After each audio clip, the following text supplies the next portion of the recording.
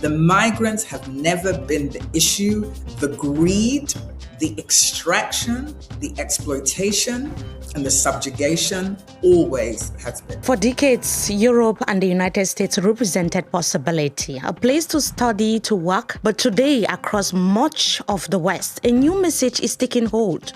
You are not welcome. And the emotional toll is devastating to most migrants. And in the United Kingdom, there are sweeping reforms. And in the US, millions have lost temporary protected status. Today, we are not only asking about policies. What happens when Africa's migration dream meets the West's growing politics of fear and exclusion? No matter what the situation is, I still want to risk myself and go there to see more opportunities. So when home offers no jobs, no security, and no future, migration is no longer a choice. It becomes a survival strategy. I wouldn't leave if everything I wanted is back at home. There is a deeper human cost here.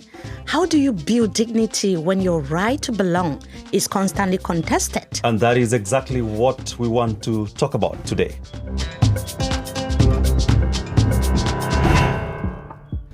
Hello, Hi. And a very warm welcome. This is Under the Baobab. And you're George. Hi, Okachi. George. And my name is Mimi Mefoneu. Here is Under the Baobab. As always, we break down complex issues and we make it very personal. Mm-hmm. And for those who are, following us across, different social media platforms and in Africa, we welcome you.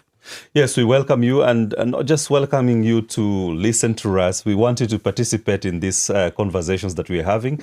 And today we are talking about growing anti-migrant sentiment, rising deportations, and what all of this means for Africans living abroad and those still hoping to migrate. And those hoping to migrate. And to help us unpack this very emotional, historical weight, we are having Esther Armah. She's an award-winning journalist and executive director of the Armah Institute of Emotional Justice. Yes, Mimi, before we get to Esther, who will be dissecting the issues as they are, of course, we've read and we are reporting about this, and we are sharing experiences with different people, and particularly we should say that we are also living and working in Germany. As migrants. Yes, as migrants, myself, yeah. I'm a migrant in Germany. Yeah. It's been it's been fine, for about six years. I've been living in Germany, between Germany and the UK. It's not been all, like rosy, because you have a neighbor sometimes who will tell you, oh, the smell of your food is too much for me. Different culture. Yes, different culture. And then you have maybe a group of people, maybe you're just coming through the airport and you're about 50 of you and you'll be singled out and asked to show your documents. But generally you have that general feeling of people like loving, kind people as well. So even where I come from in Cameroon, there are people that you will meet that will be kind of a bit funny in terms of how they behave, and you will meet people that are really, really nice. So it's a general atmosphere of you never know how people behave. And to me, that's generally how people behave globally. That's on point, Mimi, and I totally would agree with you because I must say I'm lucky. I'm also here for 5 years, as you know, and this doesn't, rob away the feeling that there are some people who have different experiences, and some are very painful experiences. So, we have colleagues that were spat on in buses. We have colleagues that, didn't feel like they were kind of told very harmful words while they were moving in public as well. So while we are talking about our stories being different, we have to also acknowledge that, like you said, there are people who are not really feeling comfortable because of what they're being told or how they feel generally about the environment. Yeah, so what has changed? Maybe bring us up to speed. The changes are significant and they're happening very fast. Here in Europe, the EU's new pact on migration and asylum is reshaping the system, actually speeding up procedures and rolling out new digital controls like the entry-exit systems, which is already being phased in to track movements very, very closely to make sure that those who are coming in are legal and those who are going out are supposed to be legal. Yes, and of course, there is an argument that all this is, to enhance deterrence. And of course, I'm sure what you're witnessing, say, in Europe is not only in Europe alone. It's not only in Europe, it's also in the United States. A federal immigration enforcement surge has escalated dramatically in recent weeks, particularly in Minnesota. Yeah. We've seen former presidents Joe Biden and also Barack Obama speaking about it, and other cities as well, triggering protests after controversial shootings by federal agents, the ICE, and fears of overreach and excessive force under what authorities have called Operation Metro Surge. Yes, and you see, when we see and report such issues, it triggers, some emotional damage to people who are living here in different, European countries and also in the US, and also to people who are hoping to migrate. There is still the never-dying Europe dream that people who are in Africa, for example, would still keep on dreaming about. That emotional aspect is very important, and is something that I discussed with our guest, Esther Armah, to find out from her what it means for the people here and those who are back home emotionally. We are navigating a cycle of dehumanization that for Black people globally is emotional terrorism. The weaponization of fear and threat by Western governments has created huge uncertainty and deep fear and panic among global Black people. The challenge we have to remember is that we are a people for whom migration, creative, economic, forced, is all part of our history.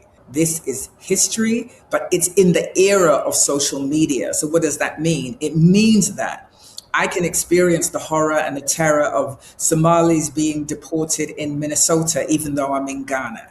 It means that I can see how South Africa treats Nigerians, even though I'm in Ghana. So the globality feels much more like a village that is communal and connected. That heightens the fear and it heightens the terror. We do not weaponize our fear and our threat among and towards one another because the West is doing that to us. We are seeing rising deportations and hostilities towards African migrants, especially in North America and Europe. Is today's anti-migrant sentiment a new phenomenon, or is it a continuation of an older racial patterns? Anti-migrant sentiment is a very old playbook. The idea is very simple. If I, as a Black woman in Ghana, thinks you as an African-American, as a Somalian, as a Nigerian, as a South African, that you are the reason that I can't get a job, that I can't get a home, that I can't get an education, then if I make you my enemy, I am no longer paying attention to the government and the incredible amount of wealth held by a tiny portion of people. Our work as migrants, don't fall for it. Don't allow Western governments to turn us against each other. The migrants have never been the issue. The greed, the extraction, the exploitation, and the subjugation always has been. The migrants have never been the issue, and that's a very heavy but accurate framing when Esther says emotions themselves have, become part of the battleground. And of course, when emotions come to play, it shifts the whole conversation, Mimi. It does actually, and what struck me when she was speaking is how she links this to social media and constant exposure. I mean, everything before in the past, many people would go through this and we would not know exactly what is happening. But as soon as the ICE agents are dealing with someone maybe on the streets or anywhere, the next minute you find it on social media. That has been the huge role that the social media has been, playing for the past few weeks, for the past months. And you don't have to be in the UK or in the US or in Germany to see these things. You see the shootings, the deportations, you even follow the hate speech, some of the things that people are saying online. Yes, and for our viewers to appreciate, for us sitting here in Germany, we are part of that reality too. Germany has recorded the highest increase in anti-black discrimination in the EU, according to the Being Black in the EU report. And this is after 2025 federal elections, which saw the far-right AfD become second largest party. And that is the fear many people have, that in case an election was to be held today, actually, the AfD would come to rather gain, a significant majority. And if they have their way, the Bavarian faction of AfD, as we reported today on dw.com, for those who want to follow the story, if they have their way, it's going to be like some sort of, they are trying to exemplify or copy what ICE is doing in the US. And remember, the dream of coming abroad, some people just harbor it and they just feel like we just want to come and experience it for ourselves. Even when you explain that, coming abroad sometimes, if you have the money, stay at home and invest, they will say, let us come and also experience the abroad together and see how it works before we fail. Yeah, but Mimi, what more pertinent is that, the anti-migrant rhetoric, the people who are spreading this narrative always argue that, the migrants are the reason why people are not getting jobs, the reason why maybe things are not functioning in terms of, economic quantum. Which is why I wanted to understand, from Esther. Let us hear what she told us. In order to sustain a relationship of domination as opposed to development, there must always be a scapegoat. And for the Western governments, that scapegoat is Africans. But it's Africans because their connection to Africa is actually about dependence. The narrative is about domination, but the economic reality is dependence. What does the Western world really grow? It doesn't grow things. Who is France without Francophone Africa? Without those 17 nations across French-speaking West Africa? It doesn't have an economy. What is the chocolate market in Switzerland and in Belgium without the raw cocoa of Ghana and Côte d'Ivoire? When Europe talks about domination, what it actually means is dependence. The lesson for the media is to challenge that narrative. The question is, why do we keep accepting what we know is a lie? Why doesn't the media challenge more robustly, more clearly, and with clear data that this is simply not the truth? Journalists and media must also take accountability for failing to effectively and adequately challenge when history, data, the world is the truth teller and puts a lie to this narrative. So many Africans working in Europe and in the US say that they no longer feel like they belong. What does it mean to emotionally live in permanent uncertainty? For Black migrants, I invite them to ask a different question. What does it mean to belong to yourself in a world that treats you as foreign? What does it mean to belong to one another? It means that we must, on the one hand, fight this notion that we don't belong because it's simply untrue. We absolutely do belong on this earth, in these spaces, in these nations. But Black migrants seeking belonging from whiteness will always be a traumatized journey. The bigger question, the deeper question, what does it mean to belong to yourself as a Black migrant? What does it mean to belong to each other as Black migrants and to make a home for and with each other, knowing that belonging has always been your right because you're a human being and you exist on this earth, and that is your human right. Do you think that Black migrants can ever be fully accepted in societies built on racial hierarchy? For Black migrants, belonging will always be contested territory in a world where racism exists, and racism is going to be around for an extremely long time. You can become your own emotional terrorist. You challenge your own fears. You challenge feeling threatened, despite the fact that in the environment that we're in, that is human. It is human to respond that way. So we must reclaim our own humanity in a world that insists on dehumanizing us. We must do it for ourselves. We must do it with one another. And we must not allow an unraveling, unstable empire to contest our humanity.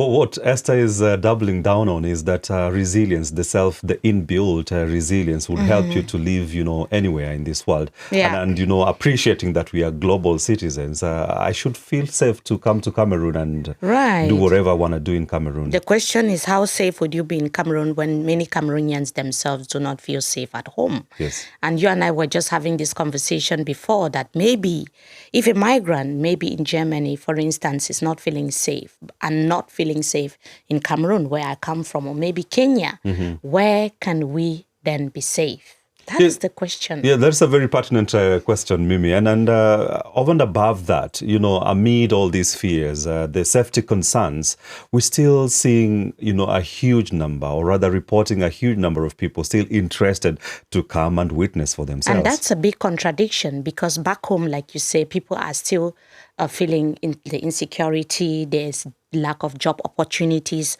failing public services, the bad governance, corruption in so many parts of Africa. But that feeling of wanting to leave is still there, which is why we decided to go to some of our target countries, which are Ghana and Nigeria, to find out from young people why they still insist or want to leave their country despite the rising hostilities that we are seeing abroad. Let us hear what they told us. No matter what the situation is, I still want to risk myself and go there to see more opportunities. I'd rather be here safe and sound than to move out and not feel safe. What will aid you in your studies when you are outside, I think is far better than when you are here. That is my mind, that is my opinion. I want to explore different people's culture, their way of life, and how they do certain things. I prefer being in my country to educate. Once I'm able to shelter, feed, feel free, I'm okay in my country. I think what matters is our leaders should put measures in place so life will be okay here. So I wouldn't have to risk traveling. I feel like we don't have opportunities in Nigeria. Most people make it in this country either through nepotism. Us going outside is not the end result. It's like a means to an end.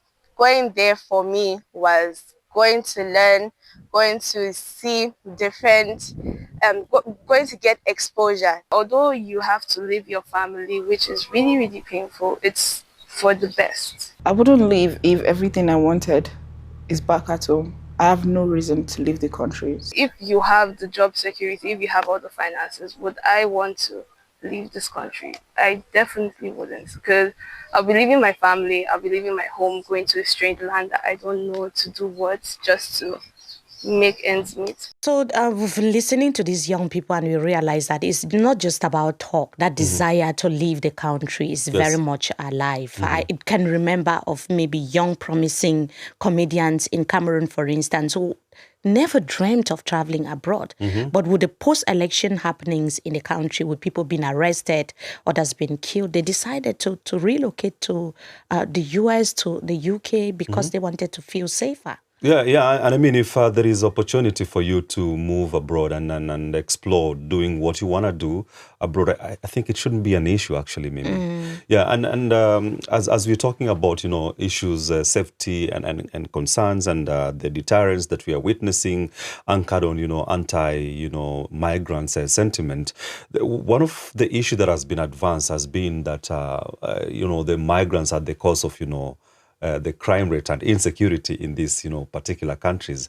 And I wonder did you have a discussion with Esther about that? The question is whether the statistics tell the same story as, as those allegations would say, whether the statistics that are existing, match these allegations. Let us hear what Esther Armah told us on that regard. If you look at mass shootings in America, the predominant profile are white young men. They are the perpetrators of mass violence that are making entire communities unsafe. And yet, the narrative is never that young white men and their relationship to power and powerlessness is now making the rest of the world unsafe. That is never how that is identified. But if there's one crime committed by a single migrant, it automatically becomes reported as a collective issue being perpetrated by a collective people. Part of the work of the media is to separate the data from the narrative. Some people in Europe and in the US feel migration has worsened crime and insecurity. What do you say about this? Is it connected in any way, or does this debate not matter at all? It's not that the debate doesn't matter, it's that it's a lie.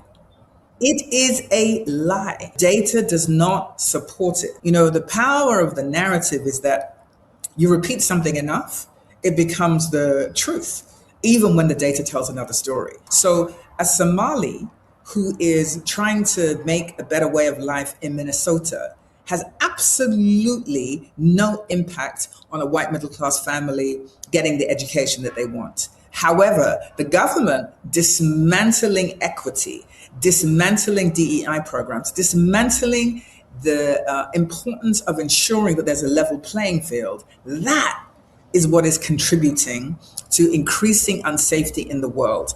Well, that's very interesting, George.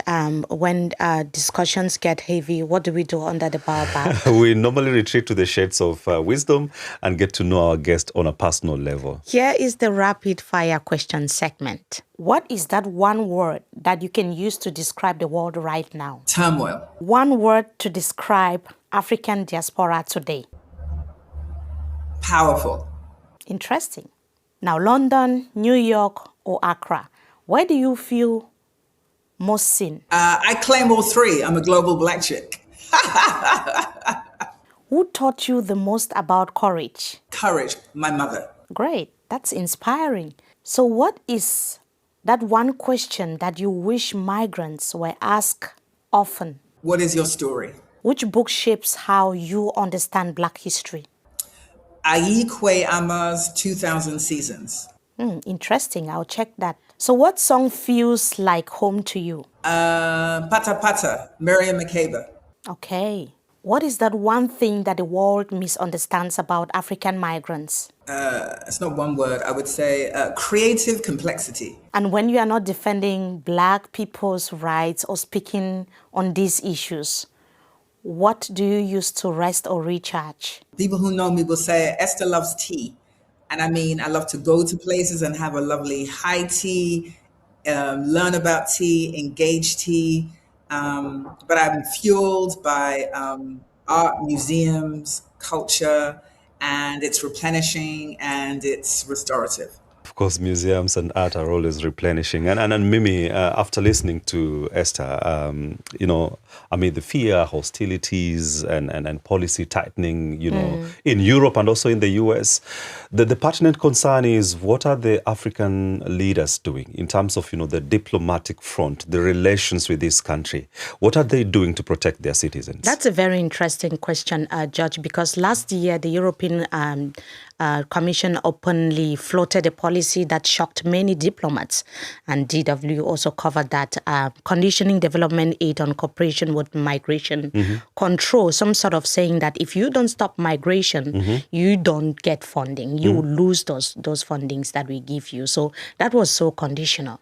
Yeah, but also on the flip side, we must also mention that we are seeing also some dynamics, shifting in Europe, per se, where Germany is leading, as the taking the place of the US, in that the anti-migrant, rhetoric is so upscaled in the US, and Germany is courting some countries like Kenya, whereby they are signing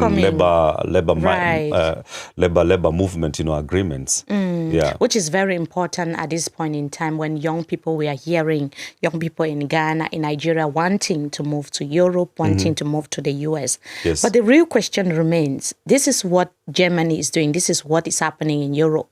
What is happening in Africa, especially African leadership? What are they doing when their citizens don't feel safe? I mean, if I hear that a young person has been attacked, or a young African, a young Nigerian, a young Ghanaian has been attacked somewhere in the UK, I'm expecting the Nigerian president to make a statement to say that this is not right. But, there's always this question of where do African leaders actually stand when their citizens do not feel safe abroad? And why would they even react anyway when most of these young people are leaving the country because they feel like their sexual orientation are not something that will be welcomed in their countries because they feel like they've spoken things against their governments that will not make them feel safe, in the country. So they leave the countries basically because of bad governance. Yes. But still, when some are out of the country who didn't commit any crime, who didn't do anything, even when they are not feeling safe abroad, their governments do not protect them. Yeah, and that's a very pertinent concern. It's one thing, to promote, the diaspora and labor migration. But it is another thing to protect your citizens who you are depending on as the diaspora, because diaspora remittance is one of the reasons why most countries are sending out people to go and work elsewhere, right? So it's my concern. When you discussed with Esther, how does she feel about, African governments protecting their citizens abroad? So I was just asking her directly, when your people are facing hostility abroad, what responsibility do governments actually carry? And are they doing enough? And even organizations like hers, what do they really do other than, issuing statements and speaking on behalf of migrants? Let us hear what she told us. Too many African leaders are dependent on the West, and the nature of that relationship means that they're always slow to defend their own citizens from the horrors in the West, because they're constantly balancing what they think they need with what they think they can lose. So they think that they can lose and abandon a citizen. They don't think that they can lose or abandon the relationship. That is the failure of the leadership that we have right now. That is why there's so much hostility towards Traoré in Burkina Faso. Because when you actually say, actually, no, France, you need us. We absolutely do not need you. That is a game changer. It is a game changer. And it is true for so many African nations, but their leaders don't necessarily have that courage. And the levels of corruption and exploitation means that too many of those leaders are getting the kinds of paybacks. So they're willing to sacrifice their citizens in order to support their greed. If governments cannot protect their citizens abroad or speak, openly when they are attacked, who do you think must step up for them? We, the people, must step up. That is why the era of social media matters. The power of social media is its pressure, and all governments and leadership, organizations, corporations respond to pressure. And when people stand for each other, it changes the way governments engage. And in the face of a government that is failing to do its job, the citizens must be the protectors of each other, even as they demand that the government do its job. Because the government is elected by the people. But that never excuses the work and the role of the people to also apply pressure and stand up in defense of each other as citizens. If we look at the history of movements, we think about how Ghana gets its independence, how enslavement ends, how apartheid ends. It is a combination of sustained, escalating pressure against governments, unrelenting cycles, creative, economic. That has been what moves the needle. Not please, pressure. I think there's a lot to take home from these discussions. Yeah, indeed, we heard Esther saying that, there's this feeling of we don't need you or you don't need us. But we need each other as human beings. Europe needs Africa, Africa needs Europe. And there's also this whole idea of what are African leaders doing? With the rising anti-migrant sentiments that we are seeing across Europe, to protect their own citizens.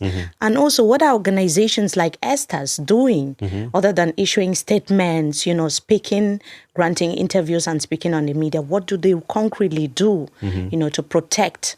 Because using social media is not enough to protect a migrant who is feeling like they're under pressure, George. That's my take home. Yeah, definitely. And for me, it's, there's resilience that he's saying. She's saying, it must be inbuilt. You must know that your right to belonging can only be protected by you. That's true, but Yeah. I am not a government. I am not a country. So I need someone also with authoritative power to protect But me. of course, it begins with that resilience, which will push Right. you to mounting pressure on someone who is responsible to doing what you want to be done.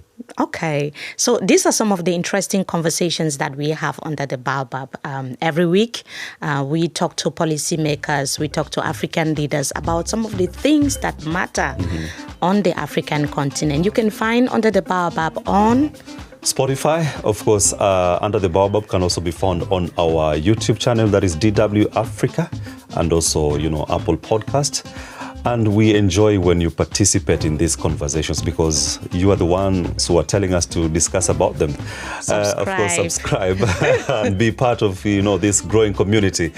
My name is Jojo Kachi, and many thanks for listening and watching. And I am Mimi Mefoneu. See you next time.